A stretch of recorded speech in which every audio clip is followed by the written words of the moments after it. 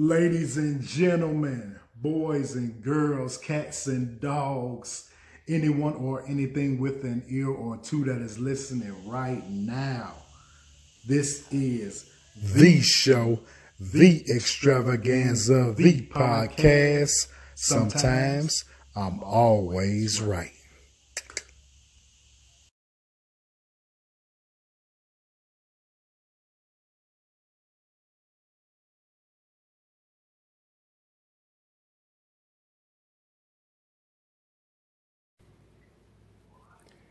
Yeah. Y'all already know. Time to start episode 4.5. And you know what we got to start with. Them LSU Tigers. Woo! Yeah, baby. Let's go. G-E-A-U-X. You already know. The most historic season of all time. Some people trying to debate that. I don't see how you could at this point. But some people try. I got into an argument with this guy on Twitter. He was trying to debate me that we're not the best team, but he was talking about the talent that we have on our team. Now, we got some talented guys, but this is not even the most talented team that LSU has had. You know what I'm saying? We've had more talented teams than this, but in regards to game after game, performance after performance, domination, you can't argue it, really. You really cannot argue dominance. I mean, all the broken records, all these end of season awards, we both agree this isn't our most talented team, but it's a successful team from all sides of the ball. It's the most balanced.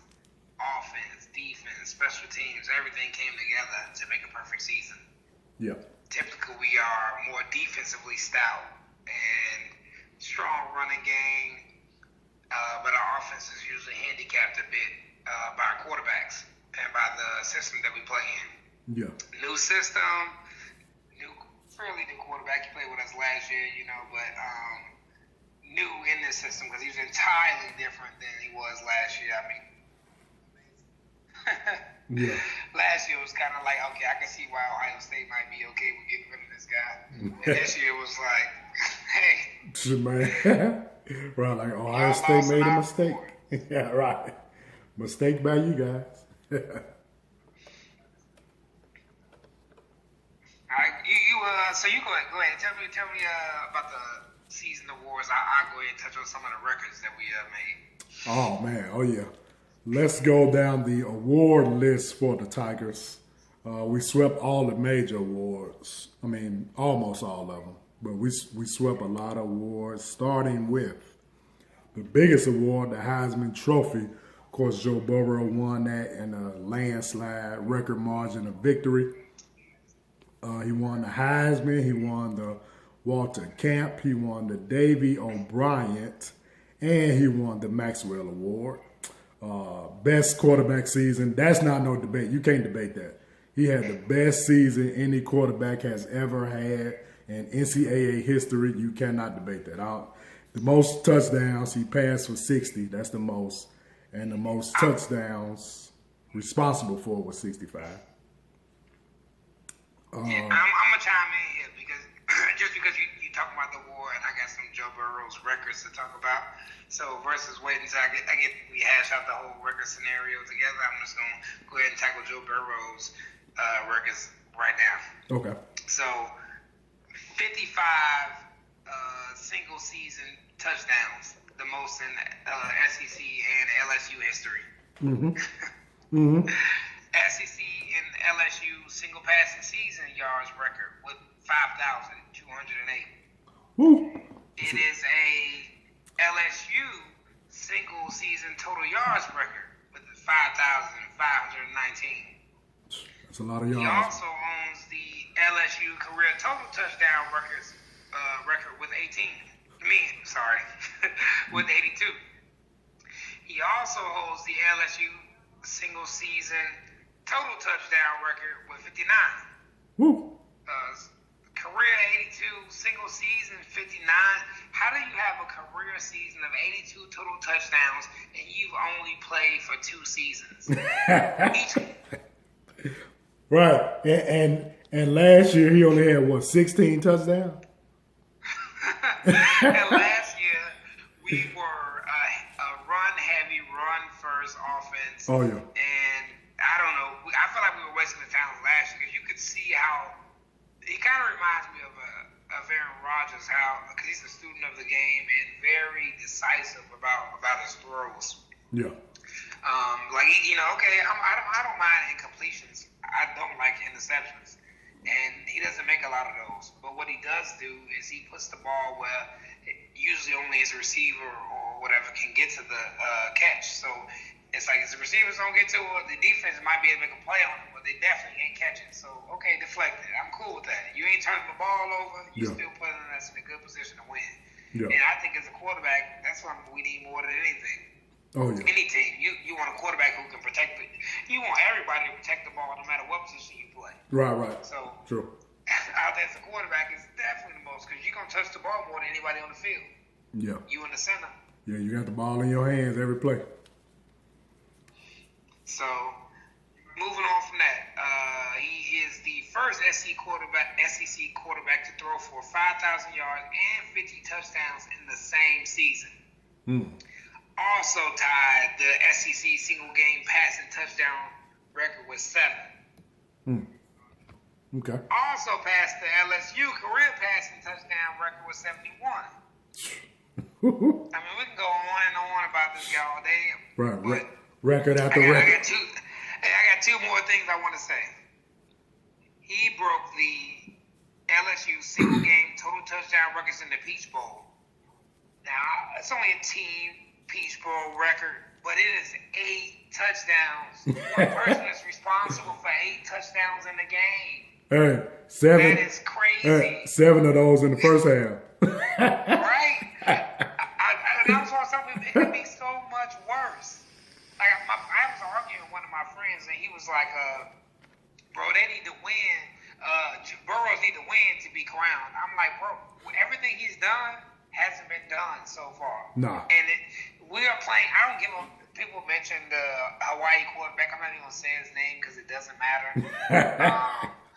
But people put up crazy stats, but we are playing in the best conference in college football, and we are playing on the biggest stage in college football. And this year alone, we played the most top-ranked teams in college football. So that is way more important to me than just putting up numbers in some crappy conference. It's not comparable. Then what's crazy about it is we played 5 of the top 10 defenses in the country, and we put up numbers every week. That's crazy. I'm talking about every week, man. It's just like you can go down, like you can just go to, just look at the SEC championship game. Everybody was saying, "Oh, LSU ain't played a team like Georgia. Georgia, the toughest defense we faced so far, and they gonna slow LSU down." The game was over by the third quarter. Let me interrupt real quick, and I'm gonna say, like you did say it. I wasn't fully in agreement with that. Yeah. But you did point out you thought Auburn was the better defense at the time. Auburn's front. You didn't agree with. Yeah, Auburn's front 7 is bad, man. They pretty good. I agree, man. I mean, that game alone, I was watching Derek Brown, and I was just like, "Oh my god, that dude is a NFL pro." Boy move that fast. Yeah, man. He just looked like a big ass toddler on the field, taking away toys on the playground. yeah. That dude gonna be making plays on Sundays next year. Oh, he gonna be making plays on a lot of days. I like him. He's one of the players. Because of LSU, I get to watch him. And I thought I would see him twice a year because I thought they would do something. But sorry, Auburn fans, War Eagle. But yeah, I was excited to watch that game, and then seeing him play, man, it was a little ugly at first. In the first half, I was like, "Oh my God, this guy's insane!" Yeah. Like, not even the mold of what you would expect from the kind of results that he yields. Like, he just, I don't know. He definitely caught me off guard. Yeah. Well, hold on. My last record, though. My last Joe Burrow's record before we move on. Okay. Currently leads the NCAA, the SEC, and the LSU Tigers for the single season completion percentage record with 77.6. Yeah, that's crazy, man. This is not a grade school test. The C is excellent. Right. Yeah, so if you break it down, that's 7 out of every 10 throws he completed. Greater. Right, yeah. Guy just going out there and studying, he's doing this thing, so when he get on the field, that it's like a homework assignment, something you already breeze, Yeah. So he out there passing on you guys for complete 77.6%. That's crazy. Completion percentage in the season. That is insane. Right, and he doing this in the best conference in the country. And the best against the best defenses in the country. Right. We literally laud over people who throw like, oh, this guy's they be like 65%. In the NFL, you got guys that are like 60, 62, and we like, oh, this guy's amazing. Because that is just an insane record to break and to do with such efficiency. Like you mentioned at one point in time, I don't want to put you on the spot, but I don't know if you can recall this number. But you mentioned like why they still not even giving him a title right now, because it was so many passes that he had to throw incomplete to get the complete season record with postseason in there. Yeah. Do you remember? Yeah. It was, you got it? Oh. Yeah, I thought it was further away, but it was closer than I thought it was because he didn't break the record. He's second. So yeah. So with postseason combined, he didn't break it? Nah, he didn't. I thought he would, but he didn't. He's still second. But I mean, shit, second all time is pretty good too. Jeez. Yeah, I thought he had it in the bag for sure, but he got the most touchdowns ever. He could take that one. All right, what's next? Awards. Finished the awards off for LSU. The Fred Biletnikoff, the best receiver, Jamar Chase won that one. The Jim Thorpe Award, best DB in the country, Grant Delpit won that one, best safety in the country, by the way. The Joe Moore Award for the best offensive line in the country, LSU won that one.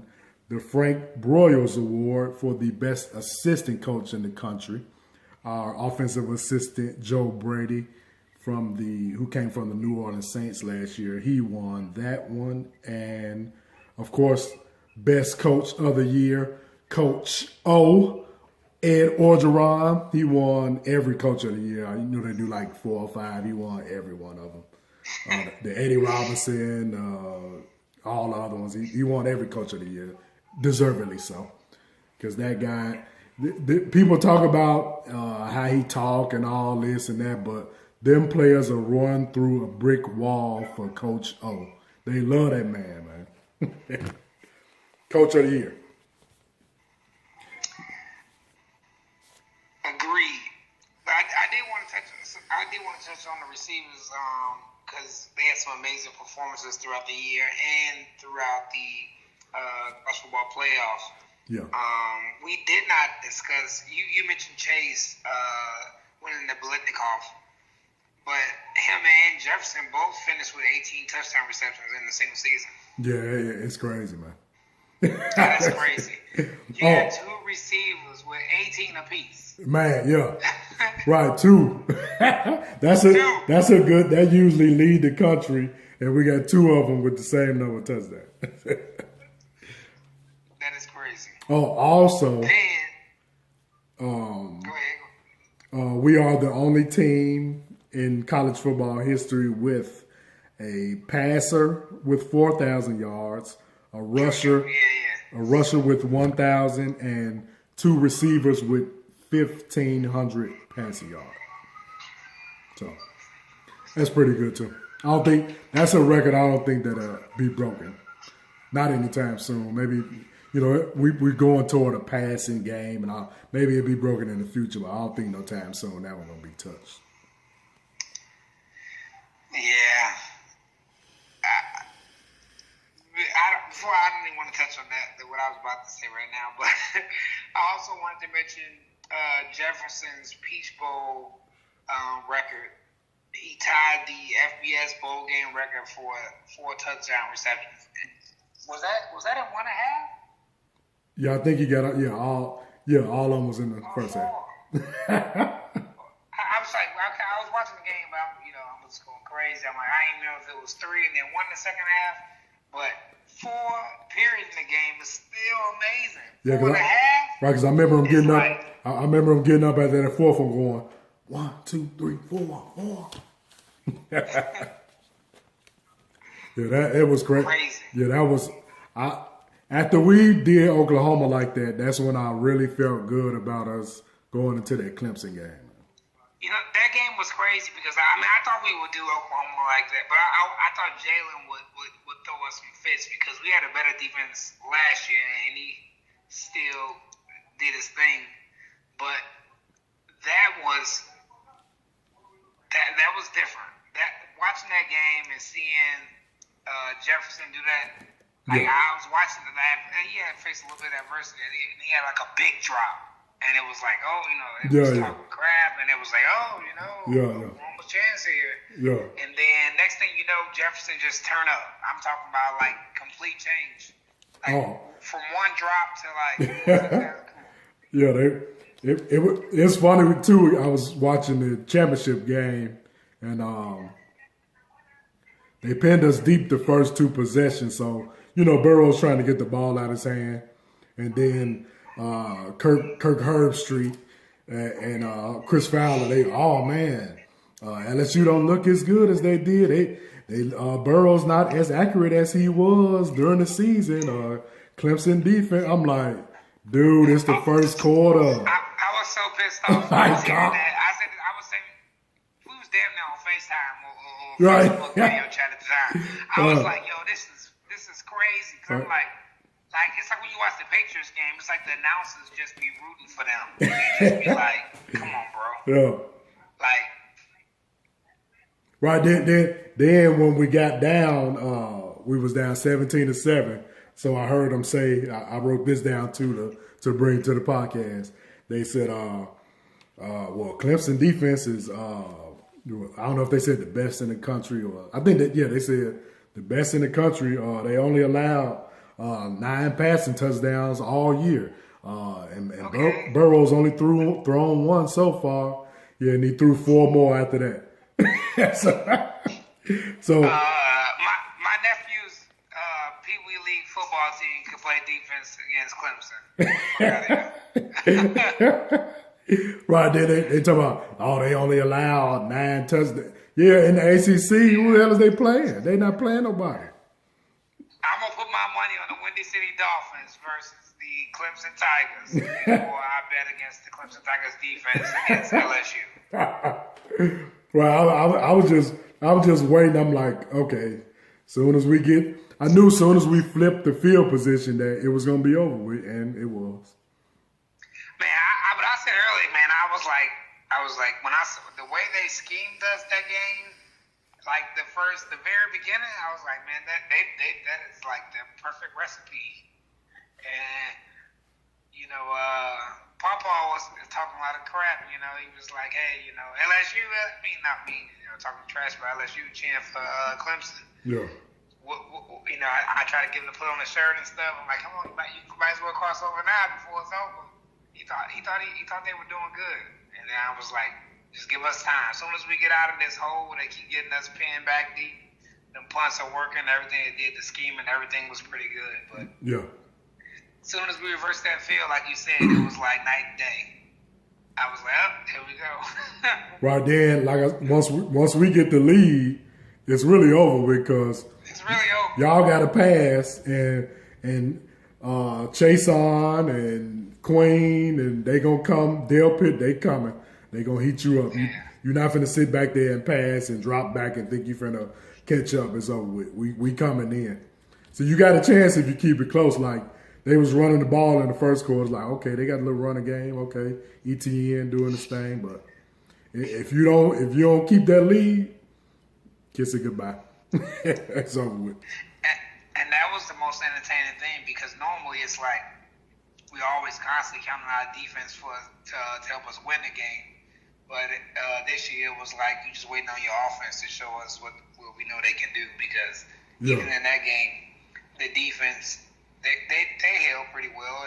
They did pretty good. I mean, it wasn't our typically aggressive and abrasive defense that make teams want to just surrender. But, I mean, they did the job enough to help the offense be efficient. So, I mean, and when other teams' defenses have to be out there time and time again because we quickly score and our defense keep them off the field even half of the time, then that's just good enough for me because we had a quarterback in the system and the coaching staff and the players and everybody that's part of this organization down to the janitors.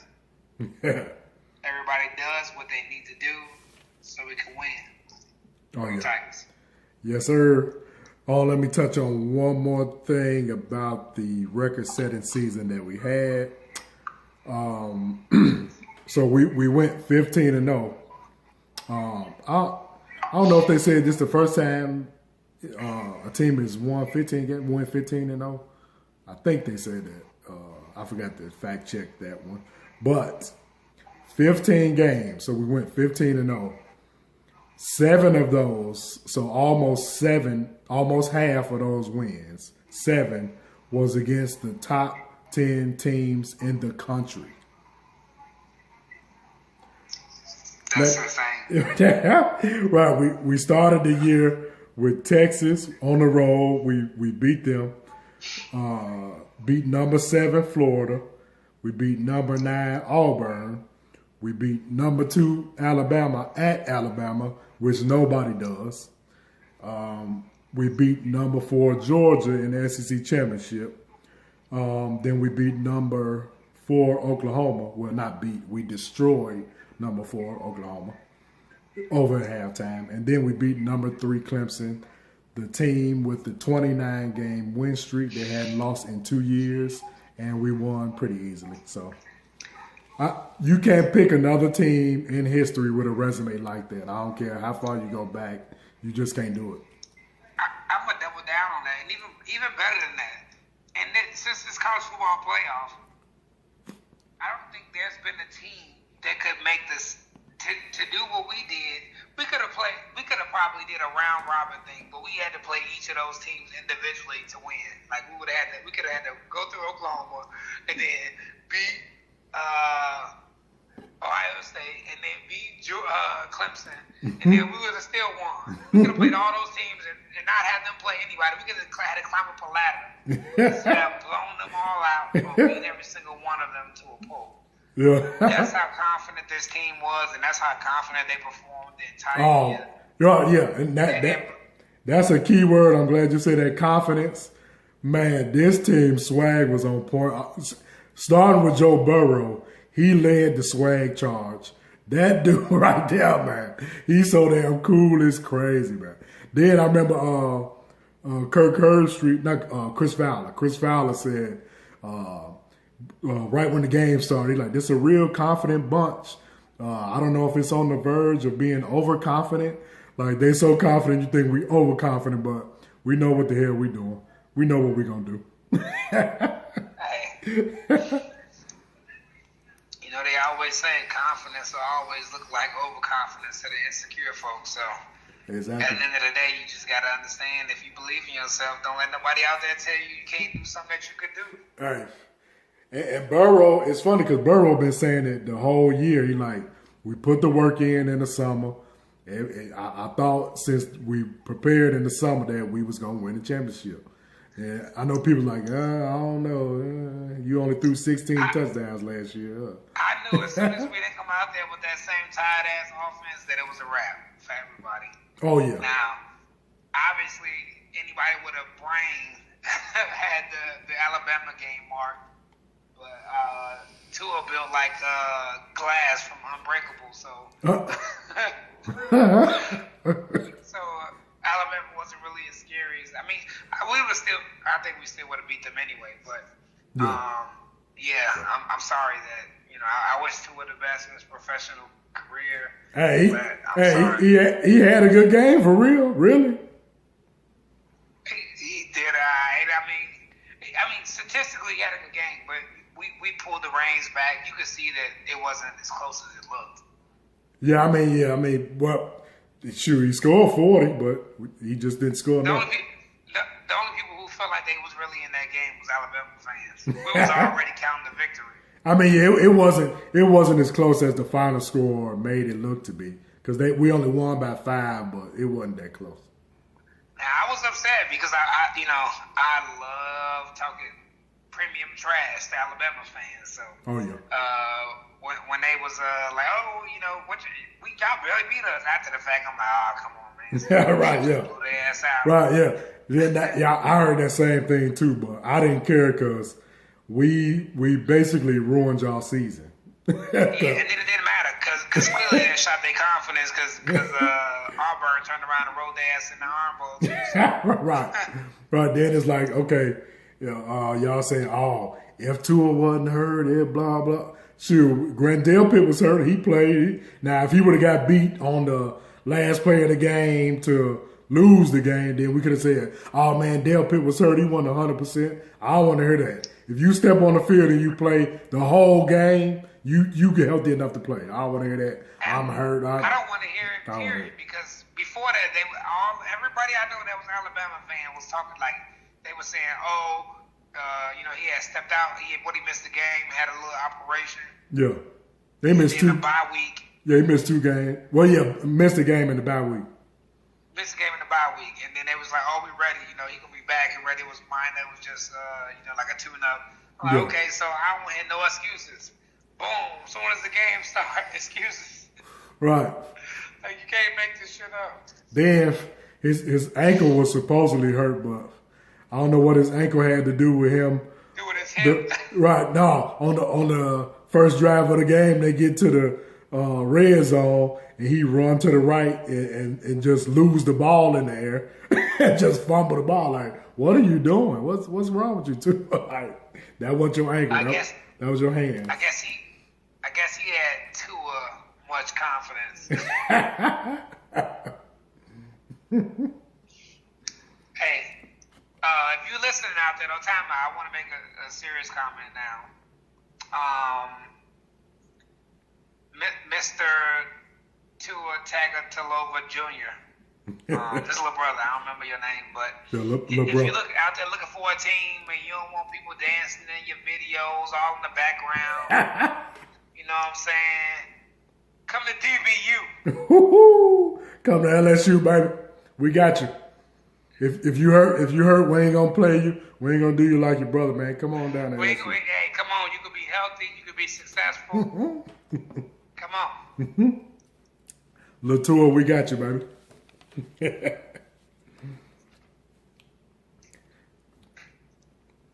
Right, that's, like I say, that was the best season in history. I don't think you could doubt or debate. I mean, you could debate, but you would be wrong. So yeah, you could debate anything. At the end of the day, everybody should get them praise. We're getting a little bit of praise now. It took them some time. Yeah. But I'm just glad because I think this really shook up the market for college football. Oh yeah. I think we kind of emerging as the premier program. We got a lot of recruits coming in next year. We had a couple people after we beat Alabama that decided to commit to LSU. So we trending in the right direction. And, we're still, yes, Alabama's still up there, Clemson, LSU, Georgia, Ohio State. But I think we kind of inched forward as, being the place to be for college students. Come on. I agree. Come and on. We landed the coldest wide receiver in high school. So we don't get better than that. The coldest ever to do it.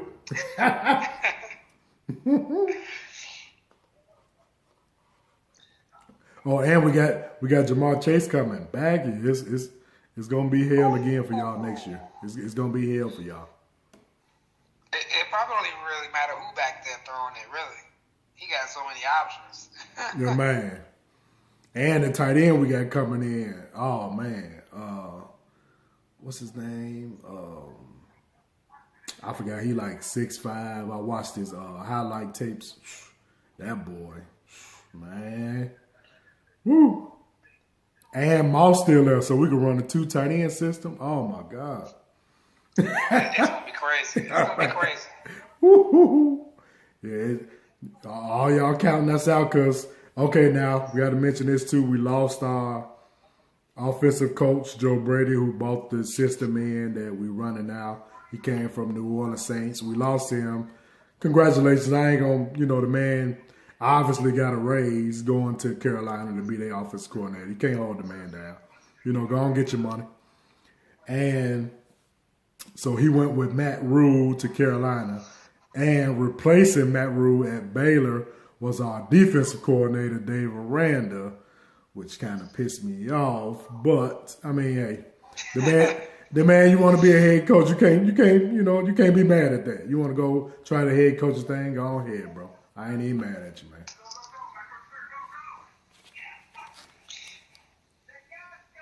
I agree. It's sad, but I think this team and the organization, the system, everything that we got set up and built right now is geared for our success. So I'm just excited to see what happens next year because I think we kind of reset the SEC.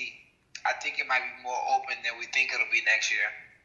Oh, but I yeah. know we'll still be a top-tier team in the SEC. So I'm just excited to see how it all pans out.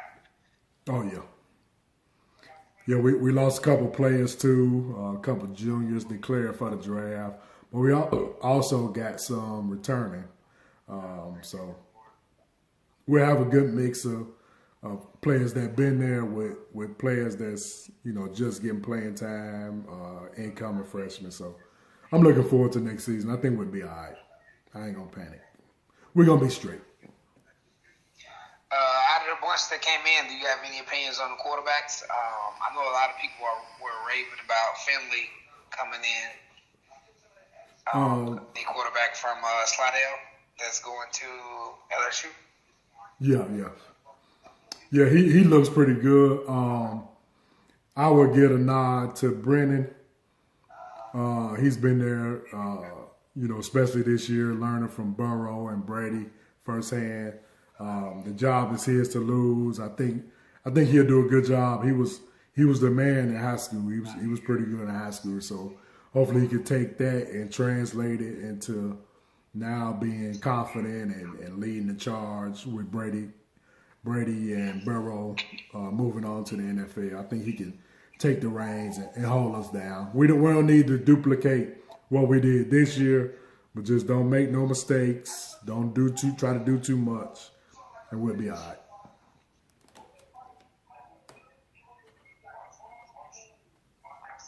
I'm excited. I'm excited about Brennan. I'm excited about everything we have to offer next year. And I think no matter what we put on the field, I think the product, by the time the season starts, will be exactly what we expect from an LSU program. And by that, I mean the results of this year. But, like I was saying earlier, speaking of antics, we got some post-game antics that we need to discuss. Mr. ODB. Damn, Odell Beckham. Mr. Beckham.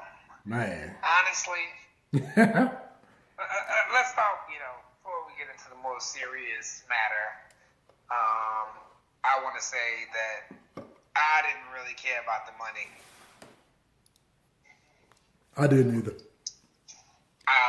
The money aspect, I heard them talking about it all over First Take and everything, all the different opinions, and him being a self-loathing individual. Yeah. I mean, this entire country is built on capitalism. It's entirely self-loathing. If he was doing something to build his brand, who cares? People don't care about the people that they hurt in the process. Not saying that I think that's something that he was trying to do, but in seeing him do that, because at first they said it was fake money, and then now they're saying it's real money. Right. But regardless, I mean, I seen him hand the players off to players who were already no longer going to be a part of the program. Yeah. At the end of the day, I still support it because whether they accepted it right there and turned it in or gave it away, threw it away, whatever, it still just points at the hypocrisy that is college football and amateur sports. It's disgusting. Oh, yeah. So anything that tears down the infrastructure that is amateur sports and the fact that the athletes can't get paid is something that I support. Oh, yeah. I definitely didn't have a problem with him giving the money, only from the standpoint that it could possibly bring unwanted attention to LSU, from the NCAA, because they don't like nobody getting no money except for them. So now you can see. I think he probably gave Jefferson. It was on camera, probably like $500. Okay, whatever. Like, so you mad? They gonna try to make a big deal out of a player that's moving on. He's going to the NFL, so he's technically not a student athlete anymore. And that's the same thing. That's the same thing Joe Burrow said. He said, "I can say the money was real because I'm not a student athlete no more."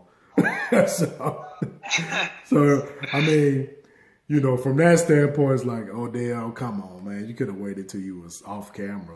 Y'all going to party tonight anyway. You could have waited till y'all was on Bourbon Street or something.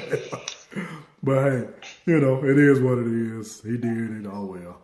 We won't have to make a big deal. I like the tension on it because I think regardless of anything that anybody says, it puts the focus back on how shitty the NCAA is with their rules. Because it's just unfair. It's just not fair. There's no way you can make sense out. The more they talk about this, the more it makes them look stupid. So they're going to try to get it over quick. They're probably not even going to penalize anybody because now we're going to see the entire country see somebody hand cash over a couple $100. Yeah. And then people overreact like they were, they were doing something like they were out here like killing children or something. Right, yeah. But these guys, they have families, and if they weren't going to college, they would be working a job and probably supporting the family. Some of them probably have kids. We've seen it before. Yeah. Some of them have families that are struggling or impoverished, and we're going to penalize them for being able to earn a living from their own likeness and their own qualities and skills. Like, how is this capitalism? Capitalism is you earning your worth. Like, these people have worth and value that they're bringing to a system that they can't even get paid to be a part of. Like, you're part of it in a sense of that you can make us money, but you can't make a dime off of anything. Right, yeah, for yourself. Yeah. For yourself. Right, yeah.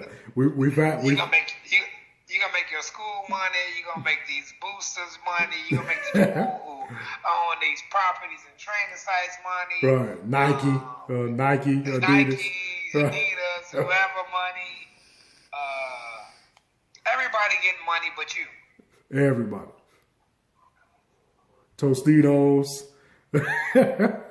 Everybody. Chips, all kind of whatever name the bowl is, Little Caesars Bowl, everybody getting money except for the players that's playing in the damn game.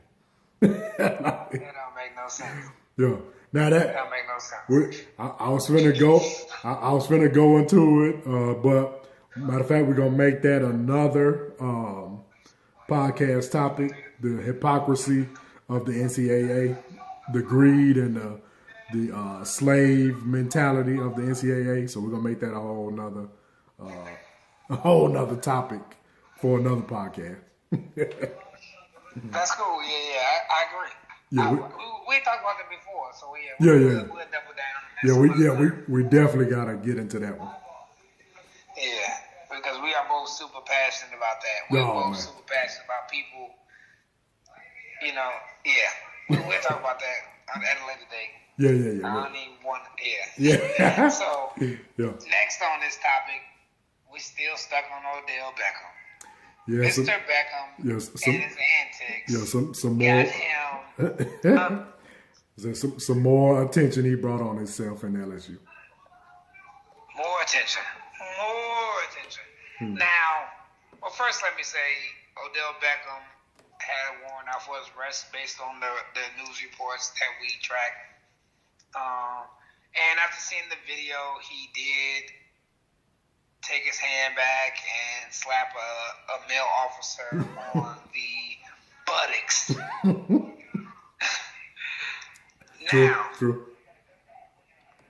With that being said, my first opinion was I saw the video from the start. I saw the officer engaging the athlete. Now, I couldn't see what he was engaging about. It just seemed like he was kind of antagonizing, but also trying to address something. So I'm not saying he was wrong or was the athlete did something. He was trying to do something, and it didn't seem like anybody was really paying attention. But he was trying to get something done for whatever reason. And Odell seemed like his intentions were just to break up the incident so that the individual wouldn't be infected or impacted by something, or wouldn't stay with the young guy. Yeah. Like Big Brother stuff, like fighting the bully or something. Yeah. I'm not to say that the cop was a bully in the situation. I'm just looking at what it seemed like he was trying to do. That might have been his perception. It might have not been, but that's what it looked like to me. So moving forward from that, noticing that, and then his actions after the fact, though, did strike me in a weird way, because I'm thinking, like, in society, well, first of all, that was inappropriate, period. Yeah. Period. Locker room shit is different. This person is working in a professional capacity. Now, I'm sure people in the other instance, some people might have been cool, but that is different for everybody. And that's something that we have to learn, period, as people, as human beings. I'm not going to make this a male thing, because society wants to make this kind of sexual harassment thing like we are the only people that do it. This was male on male. And I've heard several women already so far say, "Oh, I don't think it was bad, but if it was a woman, it would be bad." Yeah. No, that shit is bad, period. Because he literally assaulted somebody and invaded his personal space without their approval. Like, you gonna slap this now, even though you could slap somebody in the game on the butt, like good game, good hit, whatever, that's not even the same thing. You're not even in that capacity. He's not playing, you're not playing. And so y'all both removed from that sport aspect of it. And then you slap on the butt and then you smile and I think I get what his angle was, but I don't understand, like, as an adult, you thinking that I don't think he thought it through, and I think he was kind of in the moment and living and thinking that, like, hey, I've been here, I'm from Louisiana, I play here, you know. Yeah. Maybe I'm famous, I can get this energy from this guy. I don't think it was malicious or meant to be that way. No. But we don't get to determine how people respond or feel to the actions that we take. Right. So, yeah, his mistake was doing it in the first place. Now, it would have been different if he tapped him on the shoulder, you know, like trying to get his attention. Man, come on, man. Yeah. Like, dude. You just really no way around that. Chill out, man. I mean, we have to be real about the situation. This is the LSU Tigers in the championship. Of course, you knew Odell was intoxicated. I know he had some drinks. He might have smoked the season over. He might have been high. I didn't mention that, but I I was going to say intoxicated, but I was just giving him the benefit of the doubt that it was more playful, and he just thought that because of his celebrity status that he would be received because of the location. Because people do some crazy stuff, and then people will be just dude probably LSU fans, so he probably might just be like, oh, sign this football for my kid, and we cool. Yeah. But like he probably thought that's the kind of reception that he's gonna get. Like, hey, I can distract this guy from that. But I mean, but it's totally inappropriate. And like I read the reports before I saw the video, and after seeing the video, I was like, nah. Yeah. There's no way. Not like I was like pre-planning to be able to defend something. But when you're reading it and you're seeing it, and then we just got through with this money stuff and. Odell, he's all over the news. I'm tired of talking about this guy, especially for stupid shit. Yeah. And then, boom, he's slapping an officer on the ass on the video. Like, come on now. I mean, I didn't even want to get into police brutality and the aspect of what could actually happen. Yeah. But, why would you even put yourself or anybody else around you in that situation to deal with that? Yeah. He was too turned. He was too turned up. Yeah. So, I don't even want to say I hoped at that, but I mean, I'll put some rationale outside of that. But I like to think that it was just because he was trying to have a good heart in the situation. Yeah. And he thought that he would be able to be the one to alleviate the pressure or whatever was going on with the guy who was clearly being addressed by the officer. But that situation was extremely awkward and difficult. I said difficult. I just created a new word. Damn, difficult. It's tough and it's difficult. But yeah. So I thought it was an extremely tough situation to deal with. I mean, if I saw somebody going through something like that, I'm a kind of playful person. I would probably do something goofy or silly to try to, make somebody laugh. But that situation and his attempt to try to probably do what I perceive him to be doing was just a bad attempt. Yeah, I mean, no matter how you shake it. Yeah, it just seemed like he was trying to divert attention because the guys was smoking cigars in the locker room, and that's why the police was in there in the first place. But it's like, dude, come on, man. Like, they ain't smoking weed. It's a cigar. Like, they just won a championship, right, bro. Like, you can't let them smoke a cigar in the locker room. Like, man. Hey, if I was the police chief, I'd arrest Odell Beckham and the police officer. I'm gonna arrest the police officer for being a bitch, and I'm gonna arrest the Odell Beckham for being. Hey, but you notice, ain't nobody say nothing to Cool Joe Burrow smoking that cigar.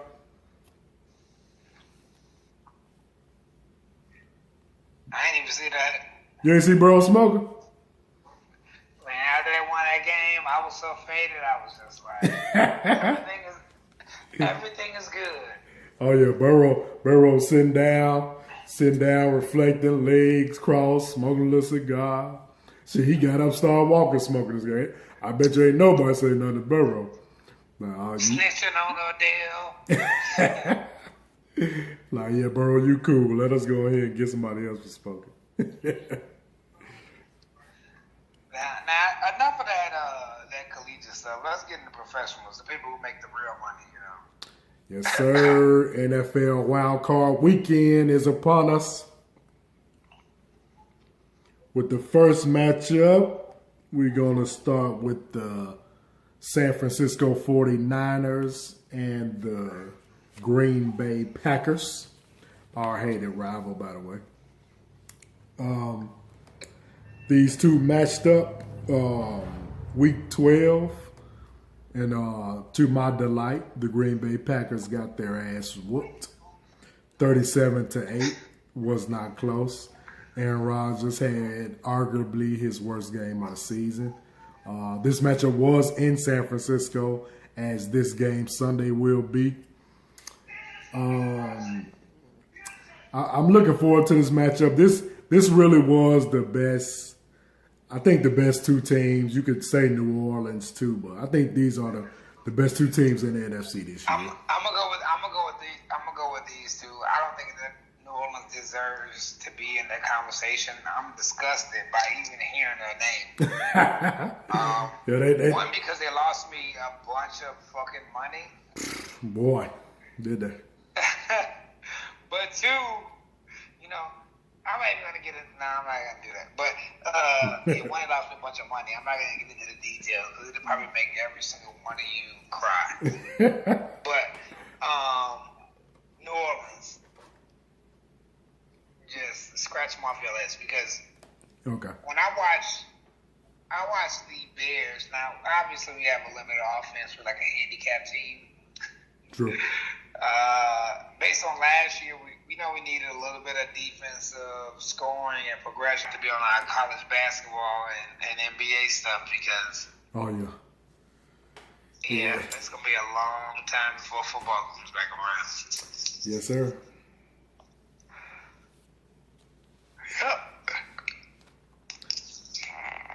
All right, that about wraps it up. So we will talk to you guys next week, and we will have Super Bowl predictions coming from the results of this weekend. So until next time, sometimes I'm always right. Say it one more time. Sometimes I'm always right. So, signing off. Talk to you later. Peace. Peace out. Peace.